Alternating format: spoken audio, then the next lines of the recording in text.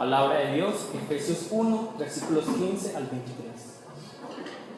Vamos a leerlo intercalado, yo primero, luego ustedes, y el último versículo todos juntos.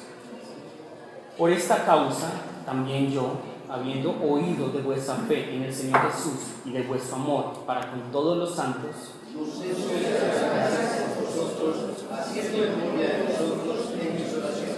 para que el Dios de nuestro Señor Jesucristo, el Padre de gloria, os dé espíritu de sabiduría y de revelación en el conocimiento de Él, alumbrando los ojos de vuestro entendimiento, para que sepáis cuál es la esperanza a que Él os ha llamado, y cuál es la riqueza de la gloria de los santos, y cuál la supereminente grandeza de su poder para con nosotros los que creemos, según la operación del poder de su fuerza, la cual operó en Cristo, resucitándole de los muertos, sentándole a su diestra en los lugares celestiales, sobre todo principado y autoridad y poder y señorío, y sobre todo nombre que se nombra, no solo en este siglo, sino también en el venidero. y sometió todas las cosas bajo sus pies, y lo dio por cabeza sobre todas las cosas a la iglesia. Juntos, la cual es su cuerpo, la plenitud de aquel que todo lo llena en todo. Amén. Vamos a orar. Padre Santo y Todopoderoso, Padre Dios, te damos muchas gracias por tu amor y por tu misericordia. Te damos gracias, Señor, porque hoy a través de tu palabra nos vas a enseñar qué es conocerte, cómo debe estar centrada nuestra vida. Padre Dios, ayúdanos a que realmente nuestra vida gire alrededor de ti, que gire completamente alrededor de tu presencia. Padre Dios, guíanos en ese tiempo, haz que no sean mis palabras, haz que no sea mi filosofía, sino que sea tu palabra y el Espíritu Santo las que hablen en el día de hoy. Oramos en el nombre de Jesús. Amén. Recordemos entonces que estamos en esta serie llamada En Cristo y hoy el sermón se llama El conocimiento de Dios. Hace 3 semanas ya pasamos la primera sección, terminamos la primera sección que es desde el versículo 1 hasta el versículo 14. ¿Cierto? Hace 3 semanas ya empezamos desde el versículo 15 al versículo 23. Y ya tenemos esta segunda sección. ¿Y esta segunda sección de qué nos está hablando? ¿Quién se acuerda? ¿De qué trata la segunda sección del capítulo 1 de Efesios? ¿Quién se acuerda? Es la oración de Pablo por la iglesia de Éfeso. Pablo está orando por la iglesia de Éfeso luego de que él mismo entiende todo ese amor de Dios, todo ese plan, todo lo que Dios ha hecho. Entonces la semana pasada vimos a través de la oración de Pablo cuál es la forma. Antes de ver el contenido vimos cuál es la forma en que debemos orar, cómo debemos orar y cómo debemos vivir nuestra vida de fe en agradecimiento, completo agradecimiento por lo que Él ha hecho y no ha hecho, por todo lo bueno y lo malo que pasa en nuestra vida. Tenemos que dar gracias por el hambre y por la llenura del estómago, por la desnudez y por tener ropa. Gracias, Señor. ¿Por qué? Porque el agradecimiento es el primer fruto ¿de qué? De la fe. ¿Y porque el agradecimiento también qué? Atrae el interés de Dios, atrae el milagro, atrae la señal, atrae los prodigios, atrae todo lo que Dios quiere hacer en nuestras vidas. Entonces nosotros, como vimos la semana pasada, no damos gracias por las circunstancias. Nosotros no tenemos que llenarnos de motivos para dar gracias a Dios, sino que a pesar de no tener nosotros aparente motivo para darle gracias a Dios, tenemos que dar gracias. Y eso es lo que hablábamos la semana pasada. Tenemos que dar gracias. Señor, gracias. Gracias, porque hoy todo es caótico, pero yo confío en ti. Esa es la verdadera fe. El que es malagradecido en las malas va a ser malagradecido en las buenas. Pero el que es agradecido cuando está en la oscuridad va a darle mayor agradecimiento al Señor. Y esa es nuestra vida de fe y lo muestra muy bien Pablo. ¿Cómo era la vida de Pablo? Nosotros vemos que a pesar de las circunstancias, ¿él qué hacía? Dios, para ti la gloria, Dios para ti. Dios, Dios, Dios, gracias, gracias, gracias. Porque él conocía cuál era la voluntad de Dios. Nosotros no conocemos muchas veces esa voluntad y por eso solo somos agradecidos cuando pasan cosas buenas. Pero Dios también nos hace equivocarnos, Dios también hace que nosotros fallemos, Dios también hace que nosotros tengamos derrotas. ¿Por qué? Porque eso nos ayuda a crecer, eso nos ayuda a madurar. Yo todos los días le agradezco a Dios: Dios, gracias porque soy imperfecto, porque gracias a esa imperfección que yo tengo, tú puedes tocar mi vida, puedes estar en mi vida. Si yo fuera perfecto, ¿para qué Dios? Pero yo soy completamente imperfecto. Y vimos que para Pablo es muy importante algo. Y vamos hoy a ver ya, no solo la forma, porque ya vimos la forma, que es el agradecimiento, sino que vamos a ver el contenido de la oración de Pablo. ¿Y cuál es el contenido de la oración de Pablo? Una palabra simplemente, una frase simplemente: Señor, haz que la iglesia de Éfeso te conozca. Yo quiero que la iglesia de Éfeso te conozca. ¿Qué quiere Pablo que ellos conozcan acerca de Dios? Vamos a leer el versículo 17 al 19. Entonces, nos está diciendo: para que el Dios de nuestro Señor Jesucristo, el Padre de gloria, os dé espíritu de sabiduría y de revelación. ¿En qué? En el conocimiento de Él. Esta es la petición de Pablo. ¿Y qué es lo que quiere Pablo que ellos conozcan? Primero, en el 18, ¿cuál es la esperanza a que Él os ha llamado? Primero, ¿cuál es la esperanza a que Él os ha llamado?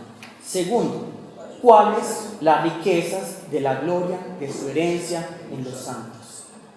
¿Cuáles las riquezas de la gloria de su herencia en los santos? Y tercero, ¿cuál la supereminente grandeza de su poder para con nosotros los que creemos, según la operación del poder de su fuerza? Esto es lo que Pablo quiere que la iglesia de Éfeso conozca, y eso es lo que nosotros debemos conocer. Entonces ya vimos, tenemos que cómo es la forma de orar y vivir la vida en agradecimiento. Pero ¿qué es lo que nosotros debemos conocer? Esto es lo que debemos conocer, donde debemos entrar en nuestra vida. Y esto lo vamos a ir desmenuzando poco a poco. Pero primero, ¿cuál es la esperanza a que Él os ha llamado? Segundo, ¿cuáles las riquezas de la gloria de su herencia en los santos? ¿Y cuál la supereminente grandeza de su poder para con nosotros los que creemos? Con la persona que tenemos al lado, vamos a hablar de cómo debemos orar y qué debemos de orar. O sea, ¿qué nos está enseñando Pablo?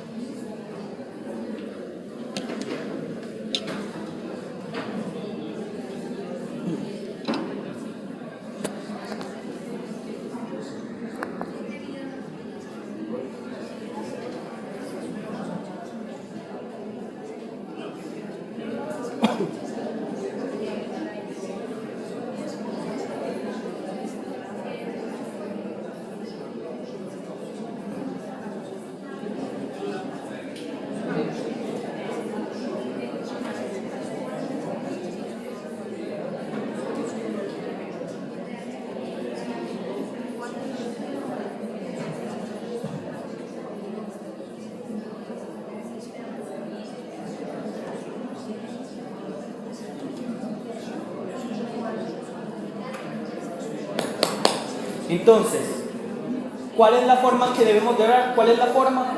Con agradecimiento, en constante agradecimiento. Dar gracias en todo, dice la palabra. Gracias, gracias, gracias, gracias. Señor, gracias. En todo momento, gracias. Por lo que viene y por lo que no viene, gracias. Por lo que has hecho y por lo que no has hecho en mi vida, gracias. Por las oraciones que has respondido en mi vida con un sí, y con las oraciones que has respondido en mi vida con un no, gracias. En todo, gracias. ¿Y qué es lo que Pablo le está pidiendo a Dios? Señor, que ellos te conozcan. ¿Y qué quieren? ¿Qué quiere Pablo que ellos conozcan? Primero, ¿qué es? ¿Cuál es la esperanza a que Él os ha llamado? Segundo, ¿cuáles las riquezas de la gloria de su herencia en los santos? Y tercero, ¿cuál la supereminente grandeza de su poder para con nosotros los que creemos? Amén. Entonces, lo primero que nos tiene que llamar la atención es ver cómo Pablo, a pesar de que sus circunstancias, a pesar de que su situación, a pesar de que la situación de la iglesia de Éfeso no era la mejor, no era de ensueño, no era envidiable. Porque ¿quién envidia la situación de Pablo? Levante la mano. Nadie aquí me puede decir, honestamente, yo quisiera vivir todo lo que en este momento Pablo está viviendo. ¿Desde dónde está escribiendo Pablo esa carta? Desde la cárcel. Desde la cárcel. Pablo no está viviendo una circunstancia buena. Y sin embargo, él no está quejándose, él no está diciendo, Dios, ¿por qué? Dios, cámbiame de iglesia. Dios, cambia mi vida. Dios, quita la pobreza, quita el hambre, quita la desnudez, quita los peligros, quita todo este látigo que está sobre mi vida. Él no ora esto. ¿Qué está pidiendo él? Dios, yo quiero que ellos te conozcan. Dios, yo quiero que la iglesia de Éfeso te conozca. Y esa es mi petición constante por ustedes. No es, señoras, que pequen menos, señoras, que cambien de vida. No. Yo cuántas veces cuando se reúnen conmigo y me dicen, ministro, es que tengo ese problema, ministro, es que tengo aquel problema. ¿Yo qué les digo? Conozcan a Jesús, conozcan a Dios. Porque yo les puedo dar argumentos, y muy buenos argumentos. Tú no debes hacer esto, científicamente por esto, espiritualmente por esto, bíblicamente por esto, socialmente por esto. Les puedo dar todos los argumentos. Pero, ¿ustedes creen que eso les va a cambiar? No. ¿Qué les va a cambiar realmente? El conocimiento de Dios. Cuando ustedes conozcan a Dios de corazón, con toda su vida, van a ser transformados. No por mis palabras. Pero entonces Pablo, ¿cómo puede hacer esto? ¿Cómo es que él no se centra en las circunstancias? ¿Cómo es que él no se centra en los problemas? ¿Cómo él no se centra en ese momento, en su momento de cárcel? Si ustedes estuvieran en la cárcel, ¿qué estarían pidiendo? Señoras, que la iglesia de Medellín te conozca. Ustedes estarían pidiendo eso. Dejen de ser mentirosos. Ustedes estarían orando, Señor, ¿por qué estoy aquí? Señor, sácame de la cárcel. Señoras, que el juez me saque rápido. Pero Pablo está diciendo, Señor, yo estoy en la cárcel, sí. Yo he sufrido todo esto, sí. La iglesia de Éfeso está caótica totalmente. Pero yo te pido esto. Haz que ellos te conozcan. Haz que te conozcan. Esa es mi petición por ustedes. Y mi exhortación todos los días. Conozcan a Dios, conózcanlo a Él. Conozcan a Dios y van a cambiar. Ay, ministro, ¿cómo puedo perdonar? Conozca a Dios. ¿Cómo puedo amar a mi prójimo? Conozca a Dios. ¿Cómo puedo dejar mi pecado? Conozca a Dios. Yo les puedo dar técnicas. Bueno, entonces para perdonar, lo primero que tienes que hacer es visualizarte. No. Entonces para que, digamos, deje tu pecado, entonces tienes que cumplir estos métodos. Tampoco, eso no funciona en todos. Pero a todos les funciona algo. Conozcan a Dios. Conozcan a Dios. ¿Y por qué Pablo puede hacer esto? Porque él se puede centrar en conozcan a Dios y no en otras cosas. Porque él tiene su mirada fija ¿en quién? En Cristo Jesús. Él tiene su mirada fija en Cristo Jesús. Y como su mirada está fija en Cristo Jesús, lo que él está viendo va llenando su corazón. Y lo que va llenando su corazón se va a manifestar ¿en qué? En toda su vida. ¿Por qué Jesús critica tanto la lengua? Porque la lengua es, digamos, hay un camino directo entre el corazón y la boca. Porque lo que habla mi boca está en mi corazón. Yo puedo ver el corazón de ustedes solo con lo que hablo. Lo mismo nos está diciendo aquí la palabra. ¿Dónde tengo yo mi mirada? Y donde yo pongo mi mirada, eso va a llenar mi corazón. Y lo que llena mi corazón se va a manifestar en mi vida entera. ¿Ustedes han estado en algún momento enamorados? Claro. Yo no sé, espero que la mayoría. Pero cuando uno está enamorado, uno mira a esa persona y se queda viendo la foto, se queda viendo a esa persona. ¿Y qué pasa? Todos están, o algunos. Pero uno se queda viendo esa foto y esa foto y esa foto. ¿Y qué pasa? En algún momento uno viendo esa foto, el corazón se va llenando de esa persona y uno ya no puede concentrarse en otras cosas. Porque el corazón está lleno, el corazón, la mente, todo está lleno de esa persona. Y en algún momento, cuando ya mi corazón y mi vida y mi mente está llena de esa persona, todo gira alrededor de esa persona. Todo lo hemos vivido. Cuando uno está enamorado, al principio, ay, tan bueno, y uno se queda viendo. Y luego llena el corazón y le empieza a latir esas mariposas en el estómago, ¿cierto? A algunos incluso les da vómito. Entonces les da esas mariposas. ¿Y luego qué pasa? Toda mi vida se concentra en esa persona, gira alrededor de esa persona. Y es por eso que nosotros tenemos que evaluar hoy dónde tenemos nuestra mirada, dónde tenemos nuestros ojos, dónde está nuestra concentración, dónde está fijo nuestros ojos. Si está en mi ego, eso va a llenar mi corazón y mi vida va a estar centrada ¿en qué? En mi ego, en mí mismo. Si está fija en lo que dicen las demás personas, lo que piensan las demás personas, mi mirada está en eso. Eso luego va a llenar mi corazón y mi vida va a girar alrededor de lo que piensen las demás personas. Si es, digamos, el amor al dinero, entonces mis ojos van a estar fijos allí, luego mi corazón y luego toda mi vida va a estar allí. ¿Cuántas personas no están trabajando por dinero y se desgastan su vida? Si es, digamos, ver mujeres u hombres, eso uno se mantiene viendo y luego se llena el corazón y luego la vida está centrada en eso. Yo por eso a los jóvenes les exhorto tanto, incluso a los adultos, que están viendo ustedes en la televisión, en el Facebook, en el WhatsApp, en la radio, que están escuchando, que están viendo en el Instagram, ¿qué están haciendo? ¿De qué están llenando sus ojos? ¿De qué están llenando sus oídos? Eso luego va a llegar al corazón. Va a llegar al corazón y se va a hacer parte de sus vidas. Yo ya les he contado, a mí me encantaban antes las películas de terror. Pero no porque me daban miedo, me parecían charras. Porque a mí las películas de terror todas me parecen muy charras, me parecen comedia. Pero yo dije, esto no es bueno para mi vida espiritual. Entonces, ¿qué dije? No, yo ya no voy a ver. Pues ya. ¿Por qué? Porque eso va llenando el corazón. Va llenando el corazón. Cuando me di cuenta de eso, un día yo me vi una película de terror, me acosté y empecé a soñar con eso. Empecé a soñar con eso. Entonces me di cuenta, sí, es que esto llena mi mente, llena mi corazón. Hay que tener cuidado, que vemos, que escuchamos. ¿Dónde tenemos nuestra mirada? Estoy fijado en mí mismo, estoy fijando mis ojos en el otro, en lo que dice la gente, estoy fijándome en lo material de este mundo, o estoy fijándome en otras personas. ¿En qué estoy fijando mi mirada? Hay que tener mucho cuidado donde ponemos nuestra mirada, porque eso que llena nuestro corazón, al final ¿en qué se va a convertir? En nuestro Dios. En nuestro Dios. Y es por eso que cuando ustedes le quitan eso donde ustedes tenían la mirada y eso que estaba llenando su corazón, ¿qué va a pasar? Su vida empieza a tambalear. Si a ustedes les quitan el ego y ustedes estaban centrados en el ego, ¿qué van a pasar? Tambalean. Si a ustedes les quitan ese amor, lo que piensan las demás personas y empiezan a hablar mal de ustedes y para ustedes es muy importante, ¿qué van a hacer? Empieza a tambalear la vida de fe. Cuando para ustedes es más importante lo material, entonces le quitan lo material y empiezan a tambalear la vida de fe.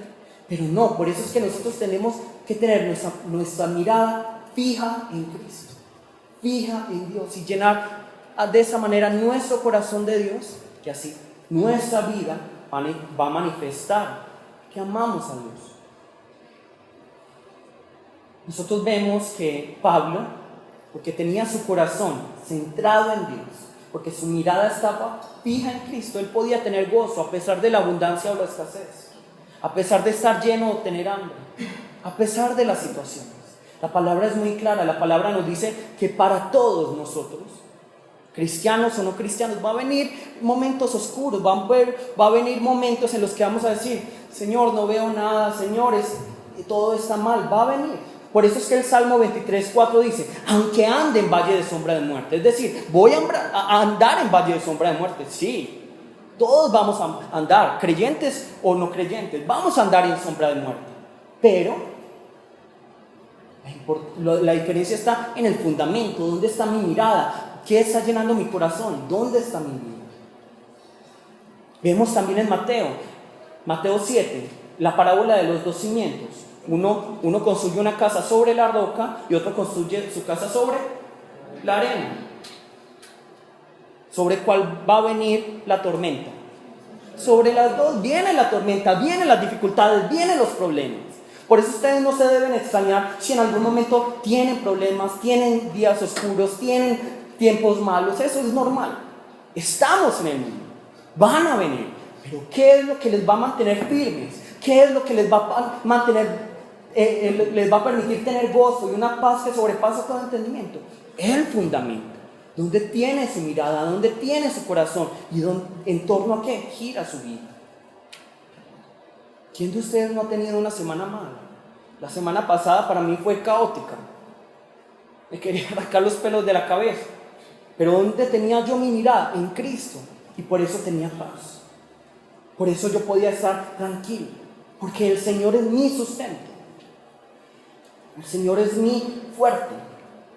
Y allí está la diferencia. ¿Dónde tengo yo la mirada? Vamos a buscar 2 de Reyes 6, para que lo anoten ustedes.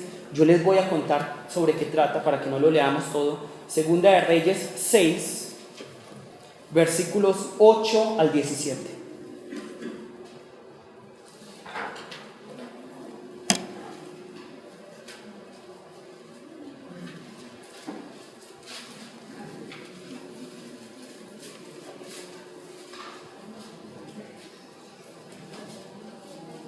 Segunda de Reyes 6, versículos 8 al 17.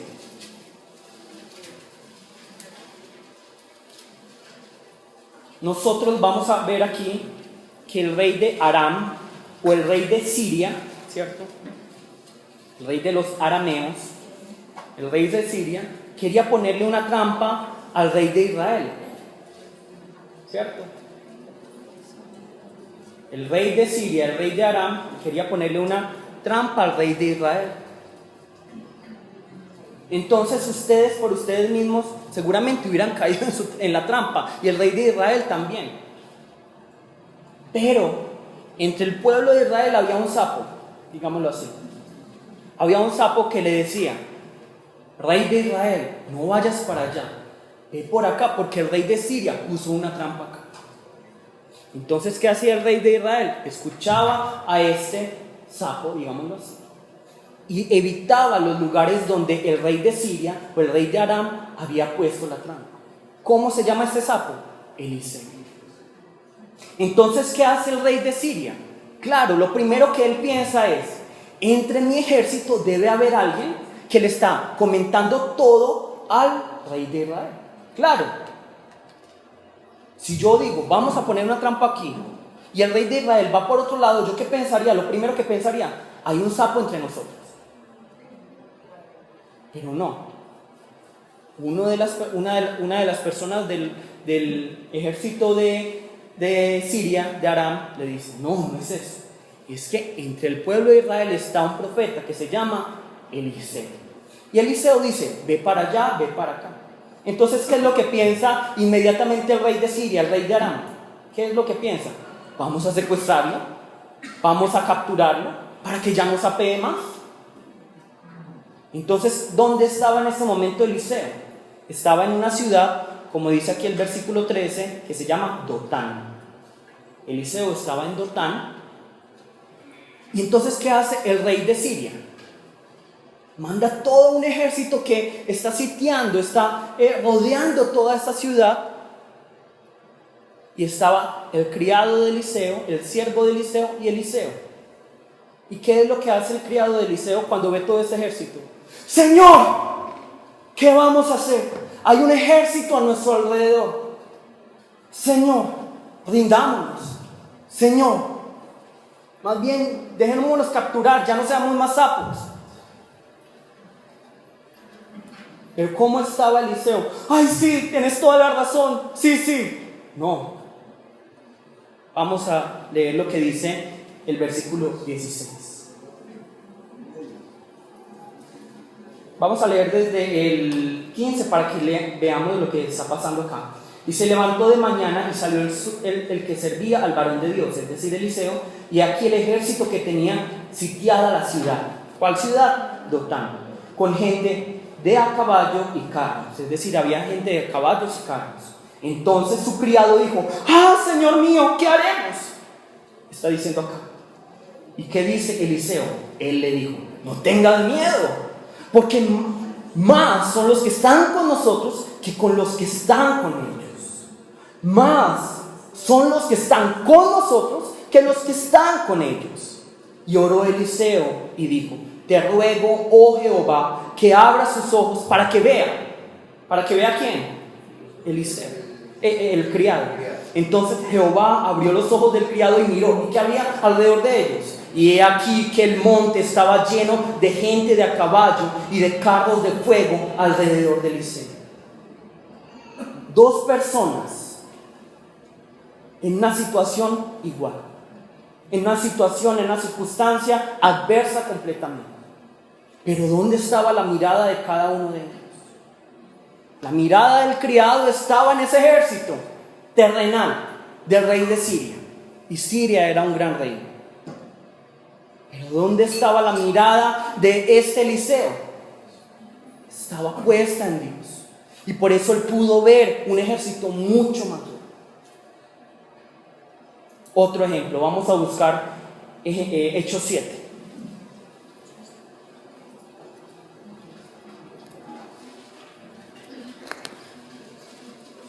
Hechos 7.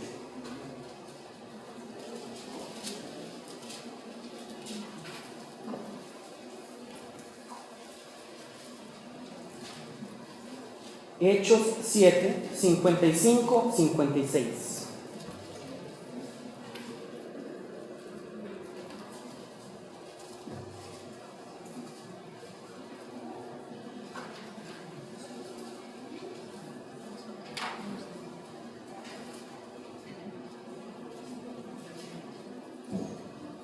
Recordemos qué está pasando aquí.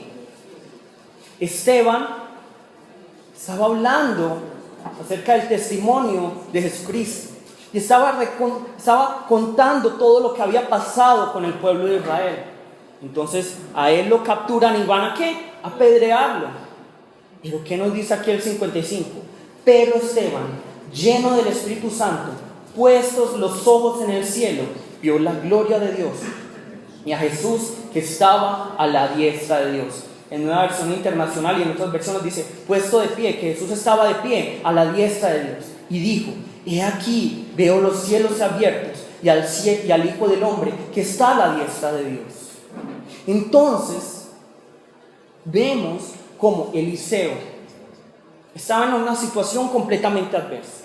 Vemos como Esteban estaba en una situación adversa. Pero Eliseo no estaba concentrado en el ejército que él veía. Esteban no estaba concentrado en las palabras que a él le estaban enviando a través de esos insultos. Él no estaba concentrado en aquellos que le iban a apedrear. Él no estaba concentrado en el tamaño de las piedras que le iban a tirar. Imagínense si él hubiera estado concentrado en las personas que le iban a apedrear. ¿Cómo hubiera estado cada uno? El nombre, ¿cómo es que te llamas? ¿Cómo es que te llamas? Yo te anoto para cuando vaya al cielo decirle al Señor. Si él hubiera estado concentrado en las personas, si él hubiera estado concentrado en las piedras, que hubieran dicho: uy, esa piedra se ve como pesadita, se ve como un poquito áspera, me va a doler. Pero ¿dónde tenía sus ojos Eliseo? ¿Dónde tenía sus ojos Esteban? No en la situación, sino más allá. También lo vemos en David, como les hablaba ahora. El pueblo de Israel solo veía a un Goliat, veía a un gigante. Pero ¿a quién veía David? Al que estaba atrás, al que le estaba protegiendo a él, al que le estaba guardando a él. Y es así como nosotros tenemos que poner nuestros ojos, nuestra mirada en Jesús. Llenar nuestro corazón de Dios. Que nuestra vida entera gire alrededor de Dios. Yo les pregunto, si alrededor de Eliseo hubo un ejército, ahora alrededor de nosotros que somos hijos de Dios, ¿qué no habrá? Si somos hijos de Dios, si fuimos comprados, no por cualquier otra cosa, sino por la sangre de Jesús, ¿qué habrá a nuestro alrededor? Y ojalá el Señor abriera nuestros ojos para que viéramos todo lo que está a nuestro alrededor. Por eso Hebreos dice: estamos rodeados de una gran nube de testigos. ¿Qué hay a nuestro alrededor? Entonces, por eso es que nosotros no podemos depender de las circunstancias, sino que debemos poner nuestra mirada en Jesús. Las circunstancias van pasando, pero uno tiene su mirada en Jesús.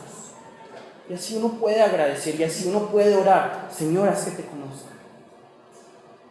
Entonces, ¿por qué querrá Pablo que la iglesia de Éfeso conozca a Dios? Porque es la única forma en que van a ser transformados.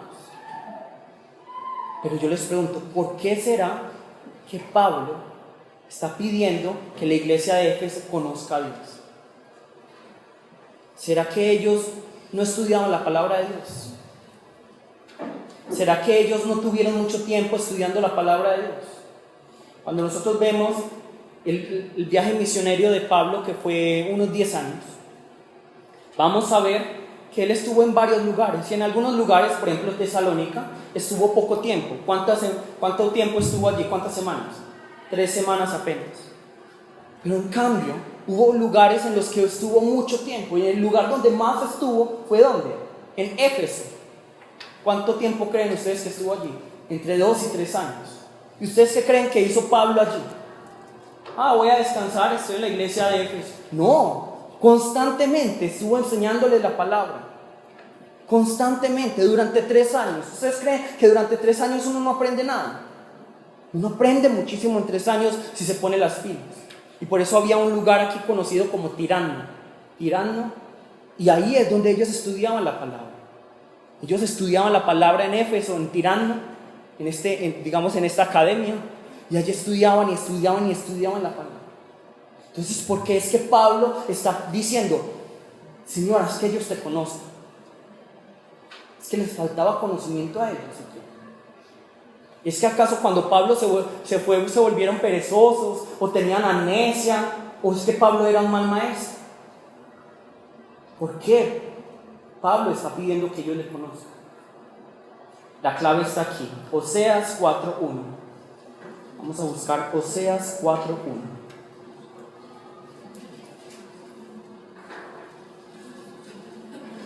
Oseas 4:1.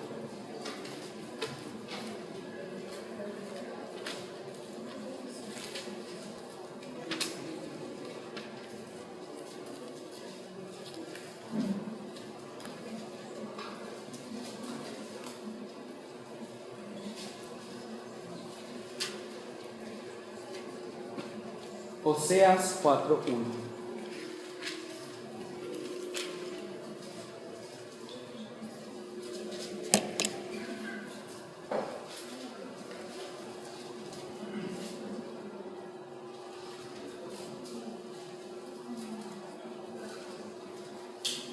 Tenemos que preguntarnos entonces, si yo les pregunto a ustedes: ¿ustedes conocen a Dios? ¿Y cómo puede decir Dios: tú sí me conoces? ¿Cómo puede decir? Aquí la palabra en Oseas 4:1 nos está diciendo esto: oíd palabra de Jehová, hijos de Israel, porque Jehová contiende con los moradores de la tierra, porque no hay verdad, ni misericordia, ni conocimiento de Dios en la tierra. Entonces Dios está diciendo del pueblo de Israel: ustedes no tienen 3 cosas. ¿Cuáles son? No tienen verdad, no tienen misericordia y no tienen conocimiento de mí.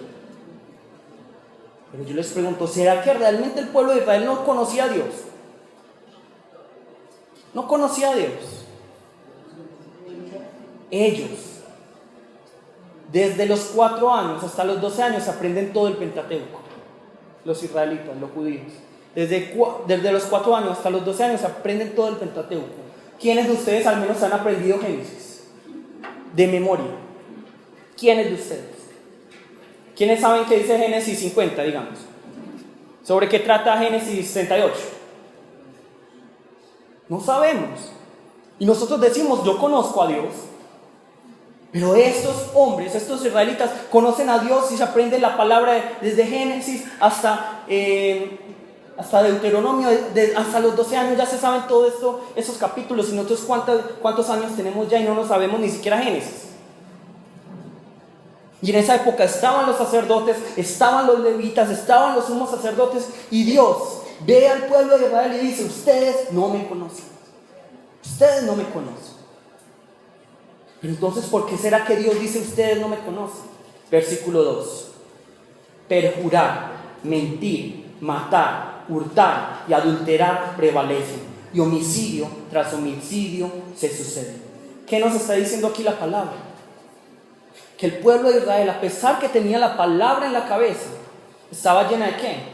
De este perjurar, de este mentir, de este matar, de este hurtar, de este adulterar, de estos homicidios. En otras palabras, ¿cómo se manifiesta que yo tengo conocimiento? A través de la Biblia, a través de mi actuar, a través de mi obrar. No es por el intelecto, es por cómo estoy viviendo yo la vida de fe. ¿Cómo estamos viviendo la vida de fe? Les voy a hacer unas preguntas.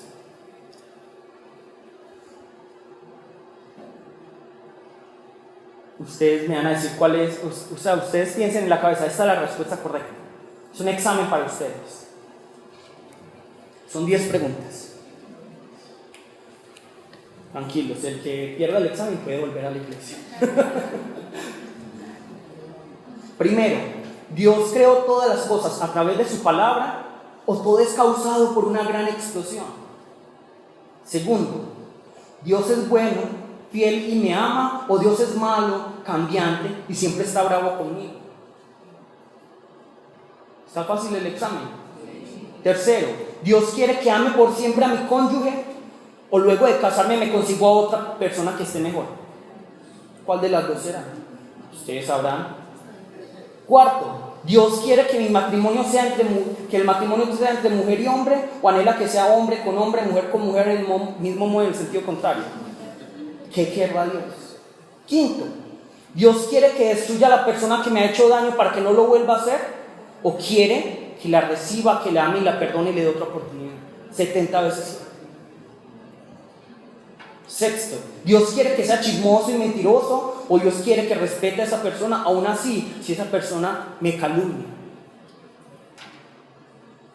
Séptimo, ¿Dios quiere que deseche a mis padres porque son por todo lo malo que han hecho, o quiere que les honre a pesar de todo? Octavo, ¿Dios quiere que rechacemos al pobre porque supuestamente es un perezoso y que no está haciendo nada y que tiene que trabajar por eso, o quiere que nosotros ayudemos al necesitado? Noveno, ¿Dios quiere que nosotros seamos servidos o que nosotros sirvamos? Y décimo, ¿Dios quiere que el centro de la iglesia sea la filosofía del pastor o del ministro, o quiere que el centro de la iglesia sea Jesús? ¿Cuántos de ustedes sacaron 100%? Muy fácil. ¿Ustedes cuánto creen que hubiera sacado el pueblo de Israel? 100%. ¿Ustedes cuánto creen que yo sacaré? 100%. Esto podría hacerlo yo con los ojos cerrados. Como les dije yo una vez, y nunca lo digo por jactarme, en la universidad estudiando teología decían, muy buen estudiante, me gané beca, no tuve que pagar nada, estudié becado. El maestro de teología del Nuevo Testamento me decía, de los extranjeros que han venido, es el más académico. Me gustaría que que te quedaras estudiando más. ¿Y ustedes saben cuál es mi mayor temor? Que Dios diga, Down, tú no me conoces.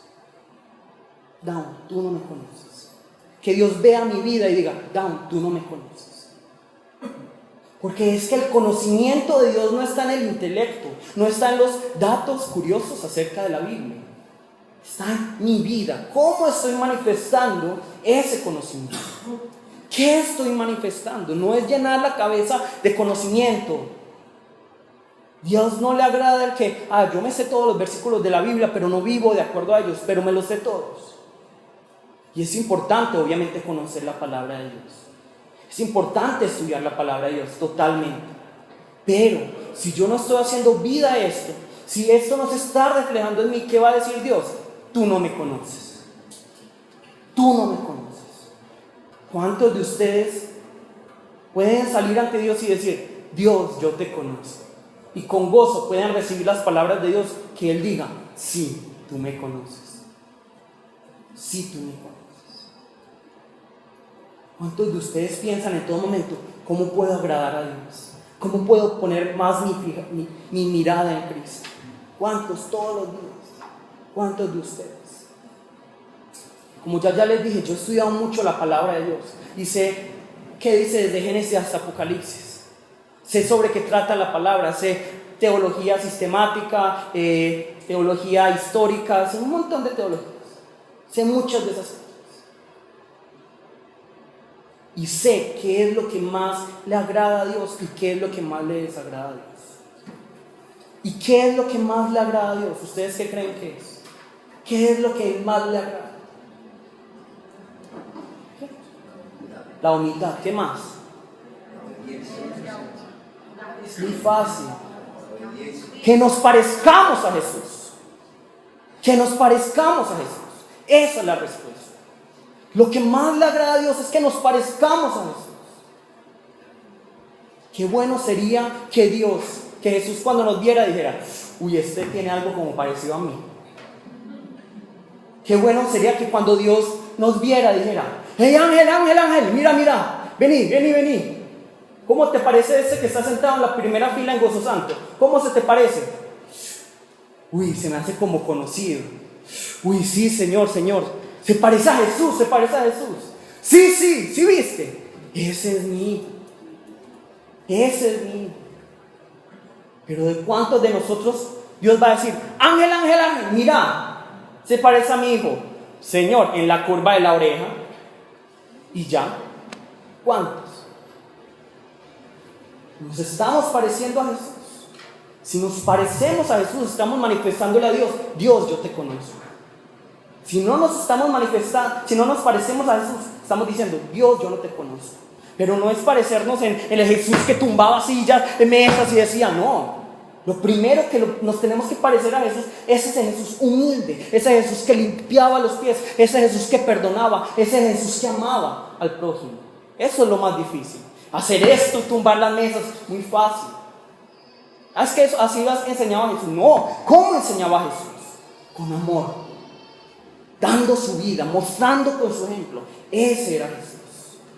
Jesús cómo mostraba la palabra de Dios con toda su vida. Jesús, ¿por qué no se quedó predicando la palabra de Dios todo durante más años? Solo 3 años.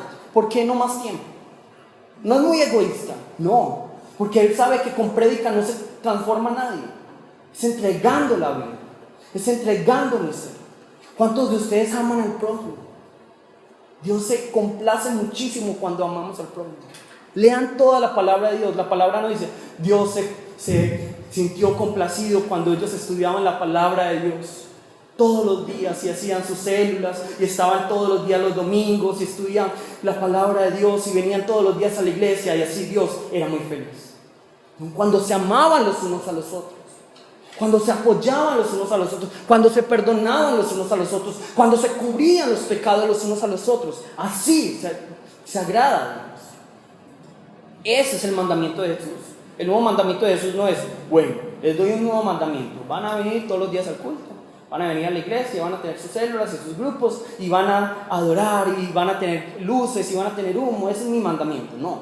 ¿Cuál es el mandamiento de Jesús? Ámense los unos a los otros. ¿Y cómo amo yo al prójimo? Palabra, pero también este cuerpo está muriendo de hambre, está muriendo de sed, está muriendo de desnudez. ¿Qué estamos haciendo nosotros? ¿Conocemos a Dios o no? Y eso es de lo que nos habla la palabra. El pueblo de Israel, Dios dice: ustedes no me conocen, ustedes conocen todos mis mandamientos, sí, ustedes saben todo lo que yo he hecho, sí, pero ustedes no me conocen. ¿Por qué? Porque no están viviendo la palabra de Dios. Ustedes están amando, ustedes están perdonando, ustedes están cubriendo pecados, ustedes están yendo a evangelizar. Dios se goza cuando el pecador se arrepiente, se goza grandemente. Cuando hay alguien,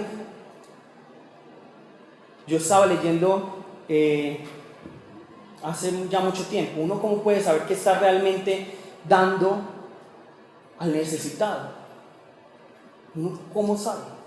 Comparen sus vidas de lujos, esos viajes o esas marranadas se le dicen en diciembre, esas marranadas, todo lo que gastan para diciembre, y compárenlo con lo que ustedes le están dando al necesitado, y van a saber si realmente están dando. Si es poquito, entonces ustedes no están dando. Si ustedes están viviendo una vida de lujos así, Pero dicen acá, no están dando. Nosotros tenemos que dar, y yo ya se los he dicho, hasta que nos duela, hasta donde ya no sepa, ¿yo qué voy a hacer? Ay, pero es que no tengo, es que cuando yo tenga más voy a dar más. No, si yo no doy desde poquito, cuando tenga mucho no voy a dar. Eso pasa muchas veces con el diezmo. Ay, cuando yo tenga más diezmo yo voy a dar más.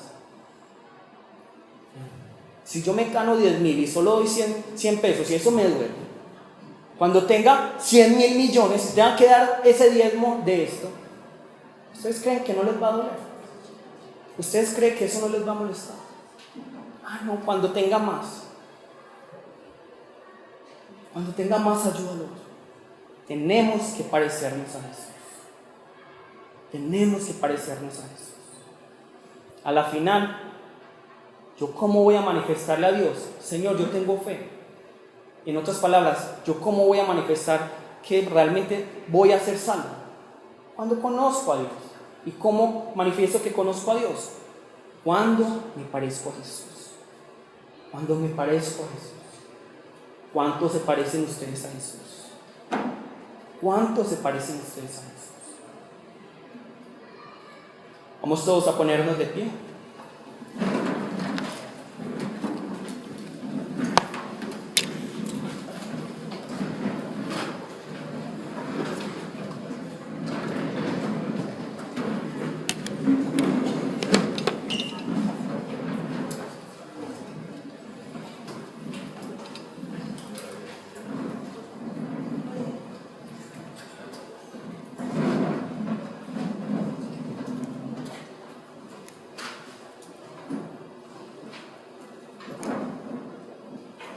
Cuando yo miro a mi hijo, a mí me da mucha alegría, porque yo veo cosas en él que se parecen mucho a mí.